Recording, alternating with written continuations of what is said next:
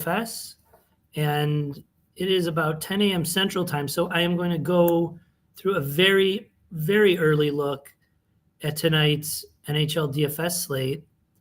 And I really don't want to focus too much on this slate, but more on process and strategy things, because we had some questions we were kind of kicking around in Discord about how the SaberSim contest sims, especially if you're MMEing, really give a lot of weight to low-owned, low-projected teams.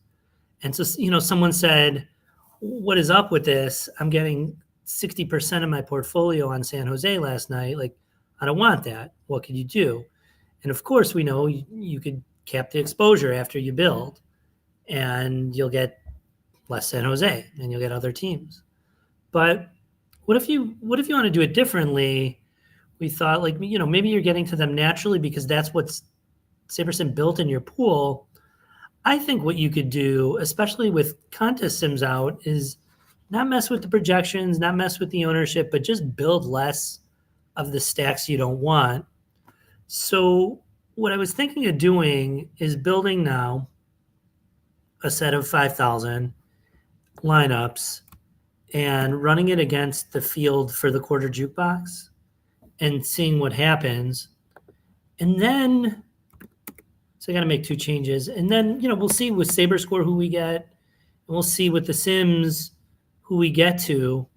And then we'll kind of experiment. So then maybe we'll rerun the build with caps on exposures to those teams and see if we give the Sims less to work with if we start pulling up a lot less of those teams in our 150 set, which may say look, these teams aren't that good, and it's just pulling from what it's got. If it has less, it doesn't pull. If we have 500, let's say Detroit lineups, and it pulls 60 of them, will it pull 20 of them if we only have 150?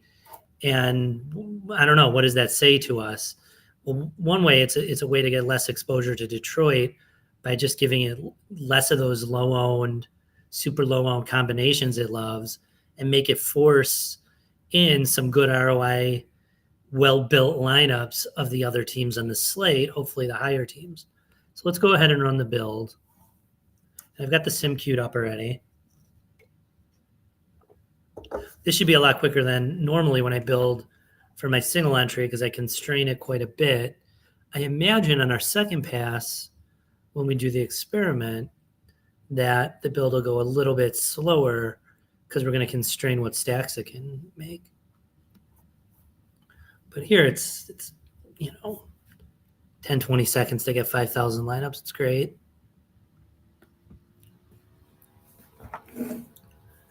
Pull up. Should come up. Great. Okay, I'm going to run the sim.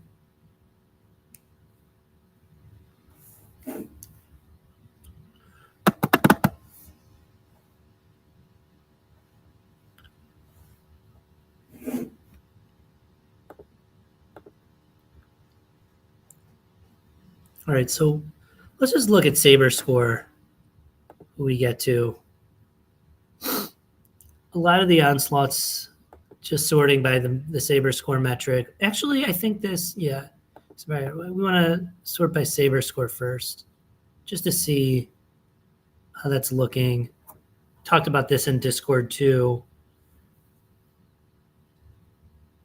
and different ways. I mean, it's weighted by the inputs. So here, if you make changes to projections, it really matters. So we are playing in the quarter jukebox.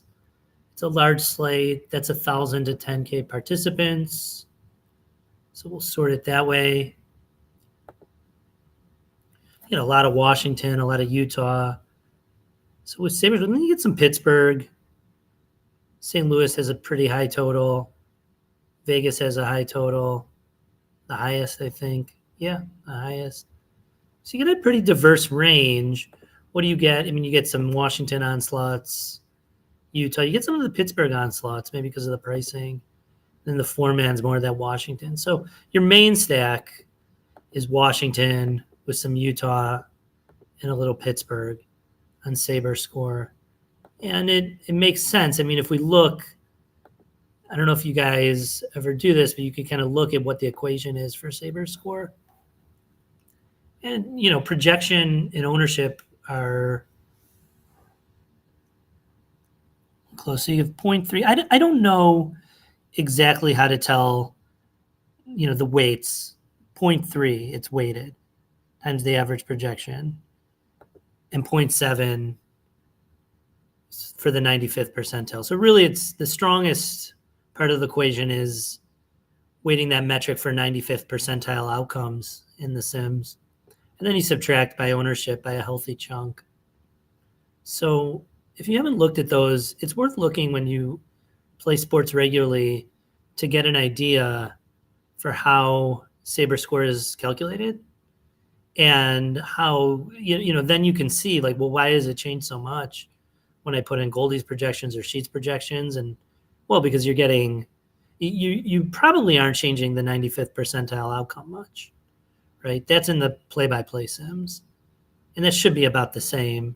And the correlation coefficients between players are about the same. But you're changing the average projection quite a bit, and you're going to change the ownership quite a bit.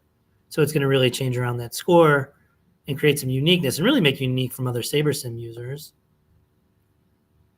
But let's sort by the Sim ROI and see if we have that problem of the highest ROI lineups in our 20 set. Yeah, I mean, already 2 Pittsburgh 4 stacks, a Jersey is a pretty low total. The Onslaught Pittsburgh.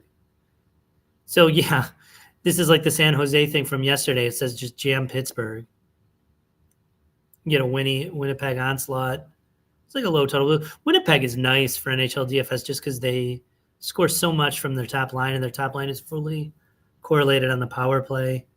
They would have done pretty well for you last night. They had 4 goals for the team, but 3 just from that correlated stack. I think they were in the winning lineup. I don't remember. In the one I played in the small field, I think someone had Scheifele. So we have that problem. The Sims love Pittsburgh, and let's put in some uniques. So let's put in 3 min uniques. I mean, I imagine we're still getting a lot of Pittsburgh love. Yeah, diversifies it a little bit, but not that much.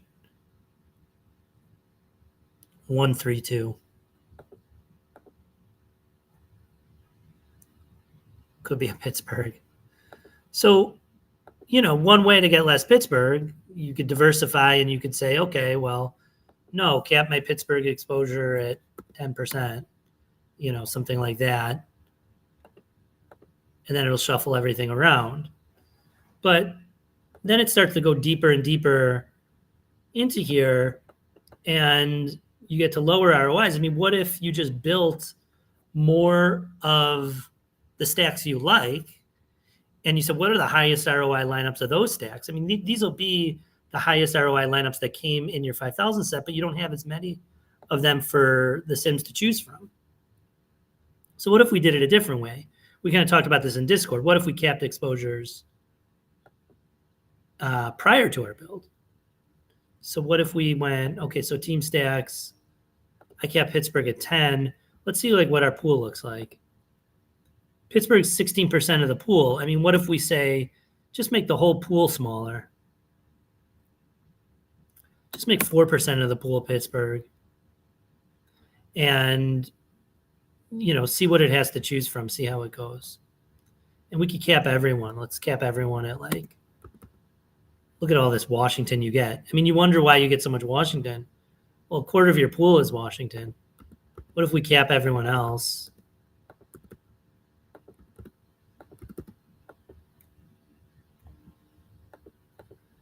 So no one is so huge in The Sims. Can we do this? I think we need to go a little bit higher. I think we need to go, let's go 13%. We have 12 teams, 13%. Yeah, I mean, that makes sense. We don't want to constrain it too much. If we did that, it would have to be perfect. We're at 13 anyway. let's see if it can do this. This might break the builder, but I don't think it will.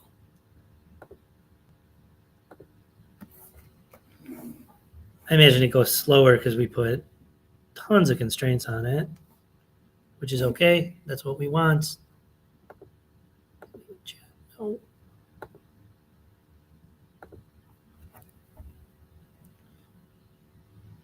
Here it comes.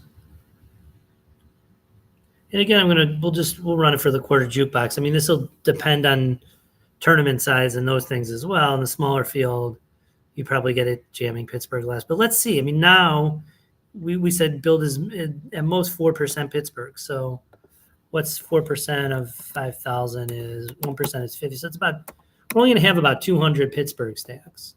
So is it going to just take those 200 and say, God, you still got to play Pittsburgh? These are the highest ROI lineups. Or does it now have high ROI lineups from a broad range? We're not going to be jammed in on Washington either. So now we're going to have a diverse set of lineups going into our pool, and we'll see how the ROI. We should have looked at the ROIs of that build. Maybe that's what we'll do next time, is see if we're lowering the ROI by doing this. That could be. I mean, it could be that in the long run, you just do want to play the cheap, low projected, but really low owned stacks in the big GPPs. And maybe that's just where the Sklansky bucks are. And maybe we should have looked at it that way. And maybe over time you make more money that way. Who are we to question it? Did we get 5,000? Yeah, we've got 5,000. Now let's take these off. Okay, so let's just take a look now.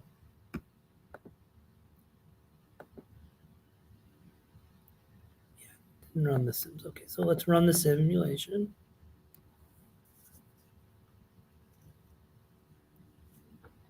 And you could do the same thing for FanDuel. People ask about FanDuel all the time. I mean, I would do the same thing. The only difference with FanDuel is because we can't get their contest CSVs. We can't see post hoc how we did. Let's sort this by the ROI here. Oh, look, our first lineup's Pittsburgh. Say it ain't so. So let's see. Our stack exposure, still Pittsburgh.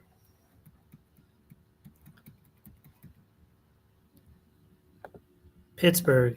It's a little more diverse. Like we've got some of the Minnesota in there. But you still get Pittsburgh and Winnipeg. So like, look at this. We now have in our pool. Yeah, see, it didn't do quite what we wanted it to, did it?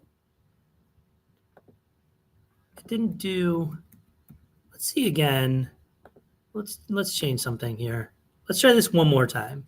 It still gave us 10% Pittsburgh. It didn't reduce our Pittsburgh in the pool as much as I thought. Maybe that's because I constrained the rest. We did get that notice. So let's try this one more time.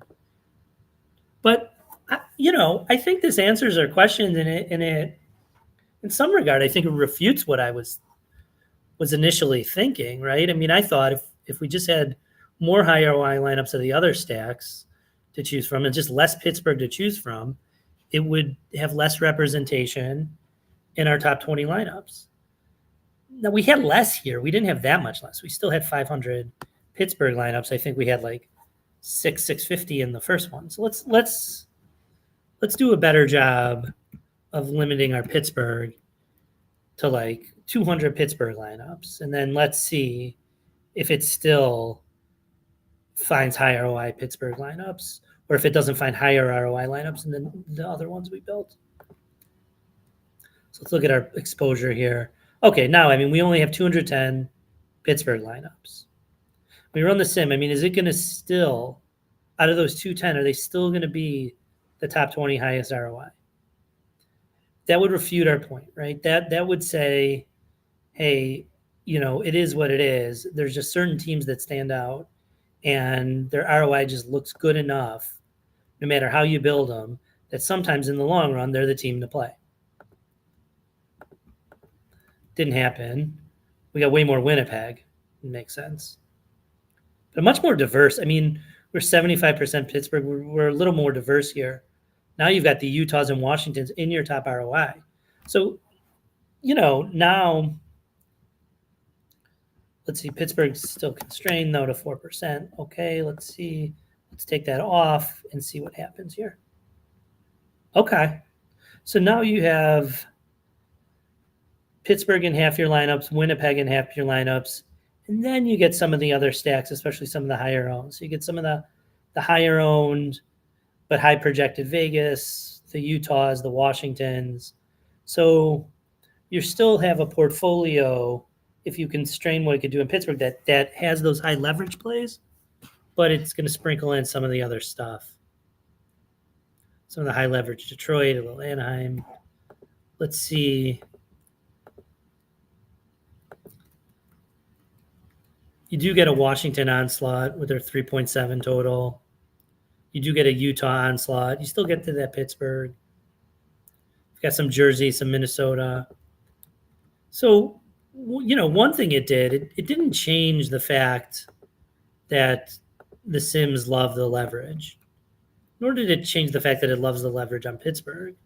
But with giving it less to choose from, it just started to give you more of a higher and diverse range of possibilities. So the highest ROI lineup is pretty high here. I mean, this is early in the day. We're not going to get to 400 ROI normally, but it's all relative. So,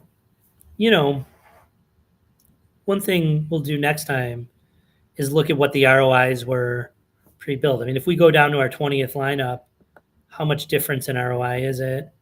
It's a lot. It's a big difference. Maybe if you're running 20 Pittsburghs, there's not as big a difference. And that's just the high risk, high reward play. This is one way to not have to worry about your caps post build and to just get to a more diverse range of lineups, much more diverse portfolio. So that's all I got for today. Don't forget to like and subscribe. You get access to these tools, to Goldie's projections, to Sheets projections. You get the premium Discord where we've kind of been chopping it up about this. So like, subscribe, check out TrueDFS, and join us. You could get these packages for not much more than you get SaberSim just as it is. So it's a really good deal, and we'd love to hear more. We're going to keep doing these experiments. I'll follow up with guys, and we'll see what went wrong, what we could change, and how we could better use these tools to make ourselves really great, profitable, and sustainably profitable DFS players. So good luck.